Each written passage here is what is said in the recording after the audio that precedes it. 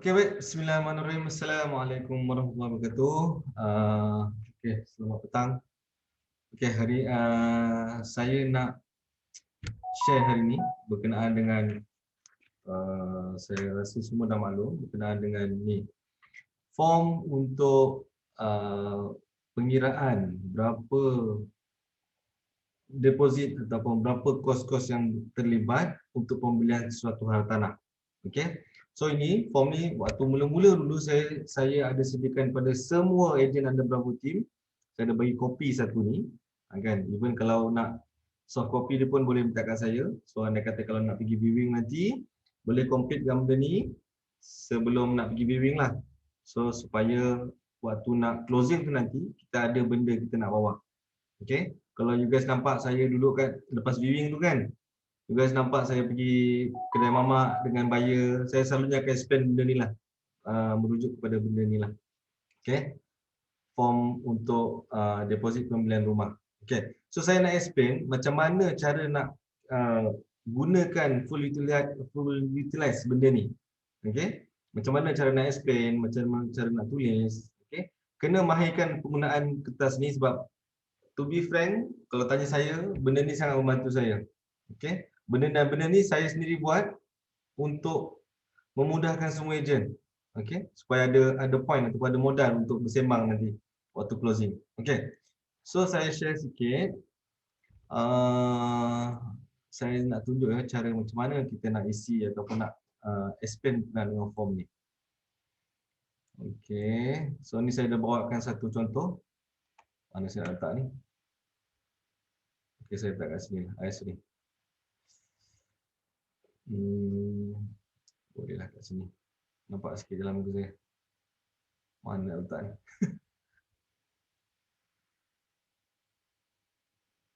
Okay, saya letak kat sini lah. Okay. Saya letak kat sini. Okay, ngam. Kat sini saya letak. Okay, saya letak kat sini. Okay. So, saya dah bawakan satu contoh. Yang ni adalah rumah yang saya sendiri tulis. Saya ada bawa rumah di kat mana ni, entah sebenih kot. Harga 550 dan saya dah prepare benda ni sebelum saya pergi viewing. Okay, so harga dia 550. Macam mana cara nak isinya? Okay, pertama, first kita tulis sini price ni. Ini saya punya isu ni mungkin markup punya harga ni. Okay, let's say lah rumah tu nak jual 550 ya. Tulis kat sini first price, tulis 550,000. Okay. Kemudian kita pergi kepada second paragraph ni, deposit allowance booking fee. Kat sini kena tulislah berapa amount deposit yang pembeli kena sediakan untuk booking, iaitu yang untuk kes saya ni 3.18%. Totalnya adalah 15,264. Macam mana saya dapat ni? 3.18% ni kali dengan 550, 550,000 ni. So akan dapat amount ni. Okay. Kemudian yang bawah ni pula, nanti saya akan explain balik macam mana cara kita nak explain pada pihak pembeli ya. Okey, yang bawah ni pula adalah balance deposit allowance booking fee. Maksudnya balance deposit, pembeli dah sediakan 3.18% sebagai booking fee sebanyak 15,264. Kemudian waktu send SMP nanti dia kena sediakan 6.82%, iaitu jumlah 30,736. So benda ni kita kena sediakan untuk kita explain ataupun closing pada pembeli berapa amount yang dia kena sediakan supaya dia tak terkejut. Kan? Kadang-kadang pembeli ni dia tak tahu apa kos-kos yang terlibat ni. Kan? So kena sediakan benda ni supaya pembeli tak terkejut dan kita pun tak terkejut lah. Okay. So lepas selesai tulis dua ni, yang satu, kemudian dua, 3.8, 6.82 kita dah tulis semua ni. Okay. Kemudian kita akan pergi kepada processing fee. Okay, processing fee ni kebanyakan ejen tak tahu nak isi macam mana. So, okay. Processing fee ni ada dua benda, dua dokumen yang perlu dia disediakan dalam dua dokumen yang diperlukan untuk suatu transaksi jual beli. Pertama adalah Sale and Purchase Agreement, SPA. Saya tulis kat sini compulsory in cash term. So, bila saya tulis istilah compulsory in cash term ni, maksudnya dia nak tak nak kena buy cash lah sebab tak boleh masuk ke dalam loan. Tapi kalau loan agreement ni, dia boleh masukkan sama ada bayar cash ataupun boleh finance masuk ke dalam loan. Okay. So macam mana kita nak isi ni? Saya sediakan video ni melalui harga. Okay. Tengok ya. Harga 550. Macam mana saya nak isi lawyer fee untuk SPA, stamp duty apa semua ni? Tengok ya. Okay. Saya akan gunakan satu apps yang saya ada explain sebelum ni, Easy Law. Okay, Easy Law. Apps ni sangat bagus lah dan selalu saya guna. So masukkan amount dia. Sekejap. Tekan legal fees, stamp duty. Okay.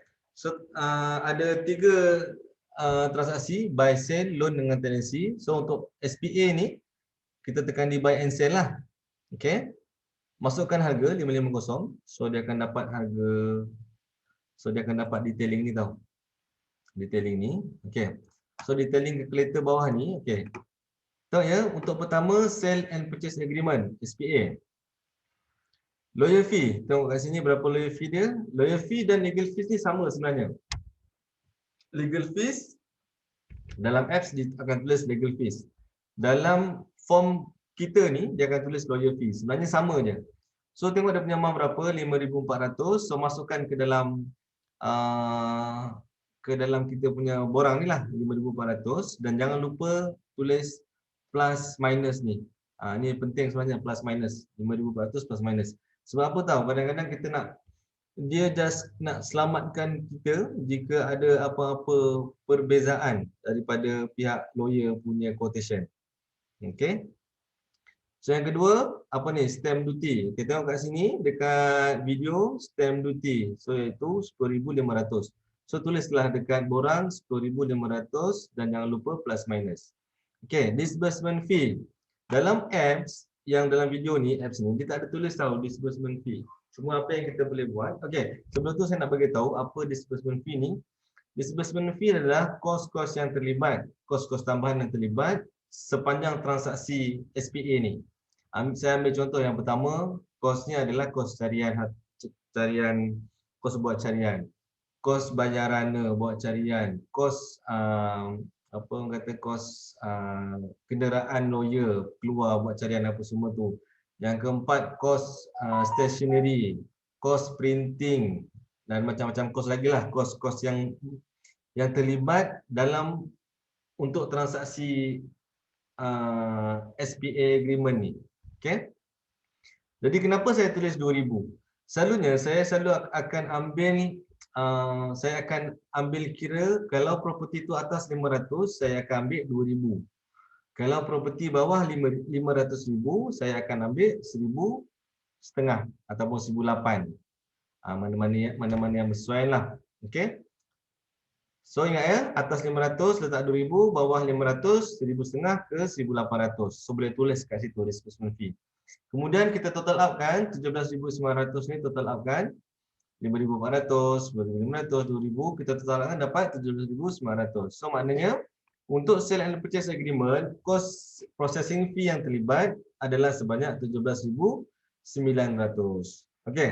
Kemudian kita pergi kepada 2, loan agreement. Okey, tengok kat video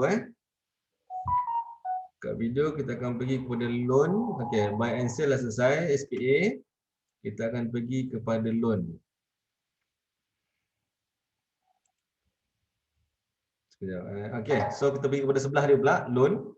Masukkan juga amount yang sama, 550, 550,000. Okey, so kat sini kita dapat dia punya calculator dia tu. Sama juga, loan agreement terbagi kepada 3 item, iaitu lawyer fee, stamp duty dan juga disbursement fee. Okey, lawyer fee adalah kos lawyer yang terlibat dalam pembuatan ataupun pembikinan untuk loan agreement ni lah. Berapa kos lawyer dia? Tengok kat video tu dia tulis 5,400 dekat apps ni kan. So tulis balik dekat borang 5,400 plus minus. Kemudian stamp duty.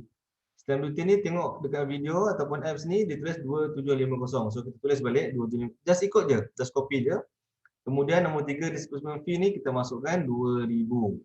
Okey, sama je disbursement fee dengan disbursement fee untuk SPA dan juga loan sama 2,000 sebab dia atas 500,000 kan.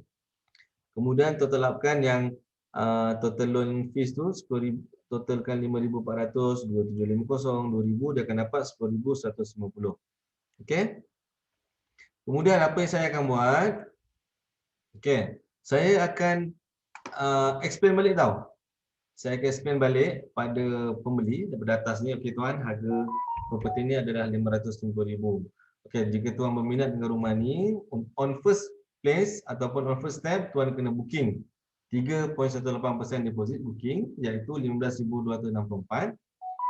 Selesai tuan letak booking 3.18% ni, kita akan pergi kepada, kita akan sign form, booking form, kemudian kita akan proceed dengan loan lah.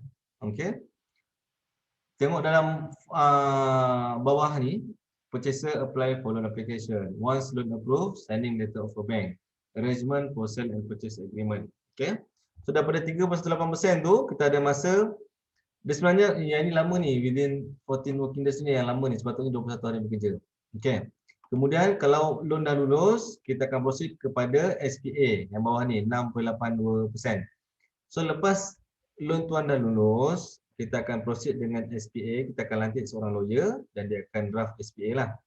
Jadi kalau SPA semua dah okey, semua tak ada masalah, kita akan proceed dengan signing SPA. Jadi semasa SPA tu apa pembayaran yang perlu dilakukan? Itu dia punya nilai dia lah. 6 semasa sign SPA tuan perlu bawa balance 6.82% iaitu dengan jumlah RM32,736. So tengok ya, saya total lakukan ni. So 10% from 480. In total ni adalah 55,000. Okey. So pergi kepada processing fee, explain kat pembeli juga, ada selain daripada 10% deposit, akan pembeli perlu juga sediakan duit untuk processing fee, yang mana processing fee ni ada dua item, dua dokumen. Pertama adalah sale and purchase agreement, yang kedua adalah loan agreement. Okey. Setiap satu agreement ni dia akan melibatkan beberapa fees lagi, iaitu yang pertama lawyer fees, yang kedua stamp duty, yang ketiga disbursement fee untuk SPA. Untuk loan pun sama, tiga benda ni kena bayar, lawyer fee, stamp duty, disbursement fee. So explain kepada pembeli berapa amount sekian-sekian tu kena statetkan dan explain supaya pembeli bersedia. Kemudian tengok dekat total entry cost tu, saya akan tambahkan semua 1, 2, 3, 4. Kos-kos yang terlibat ni, 1, 2 ni adalah 10% deposit, 3, 4 ni adalah kos untuk SPA dan juga loan agreement. Saya total upkan, tengok kat total entry cost ni ya. 1, 2, 3, 4 total upkan, dia kena bayar sekian lah, almost 75,000. Sorry, lebih kurang lah, almost 75,000. So dia kena get ready lah benda ni kan. So pembeli boleh ready dengan yang ni lah. Okay. Kemudian lepas ada expense semua ni, atas ni saya akan pergi kepada loan installment figure. Okay, loan installment figure ni, kita nak bagi tahu dengan pembeli berapa actually estimate monthly installment yang pembeli kena get ready. Okay. Sama juga, tengok dekat video tengok dekat video, sama juga kita akan pergi kepada sekejap ya. Okey. Yang ni untuk legal fees stamp duty. Okey. Kita akan keluar dan kita akan pergi kepada sekejap. Okey, tadi kita ambil legal fees stamp duty. Sekarang ni kita pergi kepada mortgage loan. Okey, mortgage loan. Kita nak kira berapa installment dia sebulan. Tekan mortgage loan. Okey, so masukkan harga dia 550, 550,000. Margin of finance 90%, length of mortgage 35 tahun, annual interest kita ambil 3.3. Okey, so dia akan keluarlah berapa amount installment dia. Okey. So salin balik apa yang kita dekat borang ni, salin balik apa yang kita tulis dekat apps tadi. Okey, kemudian salinlah. Tengok monthly installment dia 1988. 1988 kita copy je masuk dalam kita punya borang ni. Okey. So dari sini kita explain lah pada pembeli. Okey tuan, loan installment tuan 550, margin of finance tuan ni 90% lah standard untuk rumah pertama, boleh dapat 90%. Kemudian loan tenor maksimum 35 tahun. Okey. Loan interest 3.3%. Okey. Loan tenor ni saya nak bagi tahu kadang-kadang ejen terlepas pandang. Maksimum bank boleh bagi adalah 70 tahun. Maksimum tempoh pinjaman 70 tahun. Okey. Contohlah, pembeli tu umur dia 35 tahun. Okey. So 70 tolak 35. So dia entitled untuk 35 tahun lagi, betul ya? Okey, saya ambil contoh, pembeli tu umur dia 40 tahun. So berapa loan tenor yang dia boleh buat loan? Okey. So maksudnya 70 maksimum bank boleh bagi tolak umur dia 40 tahun. So dia boleh buat pinjaman selama 30 tahun saja. So sebelum isi loan tenor ni nak kena tanya dulu dengan pembeli berapa umur dia sekarang. Okey. So kemudian loan interest ni yang ini saya ambil sebelum ni 3.3. Sekarang ni selalu saya akan tulis 3.3%, 2.9%. Kalau sekarang ni punya rate lah. Okey. So estimation monthly installment 1988. Okey. Sekali lagi saya ingatkan yang bawah sekali tu ada 2 titik tu kan. All calculation stated above is just a roughly figure based on the online application Easy Law and may have some different with the official quotation by lawyer. Okey. Segala plus minus yang kita tulis ni salah satu sebabnya untuk selamatkan diri kita. Kita buat benda ni adalah untuk bagi figure saja. Dia bukan exactly apa dapat bukannya tepat, bukan accurate. Kalau nak dapat berapa amount yang tepat, kos-kos yang terlibat ni kena minta pihak lawyer keluarkan quotation. Okey, quotation harga. Boleh minta pada pihak lawyer, so nanti pihak lawyer akan keluarkanlah. So kita buat benda ni sebagai kita sebagai tambah nilai untuk kita semasa closing tu kan. Kita boleh bersembang, kita boleh cakap bagi dia info sikit sebelum buat pembelian lah. Okey. So ini hari ini adalah saya discuss berkenaan dengan macam mana kita nak isi form ni dan juga macam mana kita nak explain kepada pembeli untuk pembeli ni dapat some idea ataupun dapat info berkenaan dengan kos-kos yang terlibat dan kemungkinan besar pembeli boleh bersedialah. Okey. So itu saja. Sekian, terima kasih.